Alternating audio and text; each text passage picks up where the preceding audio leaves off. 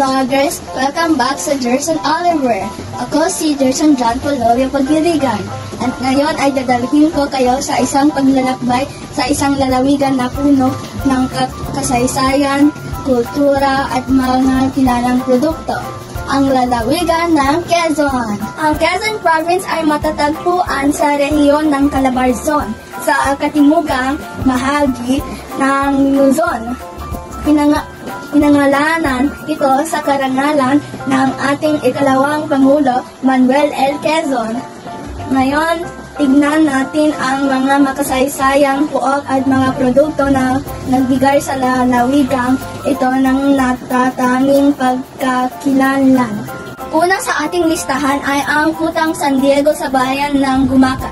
Ang kutang ito ay isang mahalagang piraso ng kasaysayan ng Pilipinas.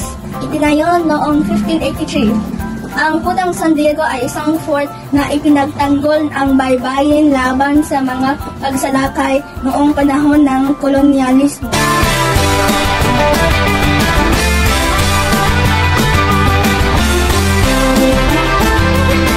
San Diego ay hindi lamang isang makasaysayang lugar, kundi isang ring simbolo ng katapangan at dedikasyon ng mga Pilipino sa kanilang kasarinlan. Naman, bumisita tayo sa Ginyangan upang makita ang Century Old Bells.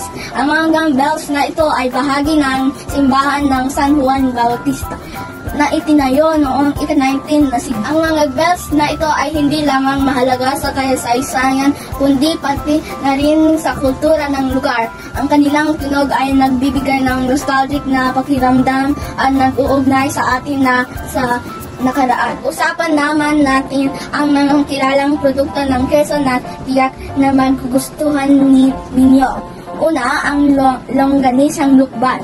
Ang longganisang ito ay may natatanging lasa dahil sa timpla ng mga local spices na ginagamit. Longganisang lukban. Subukan natin ang isa.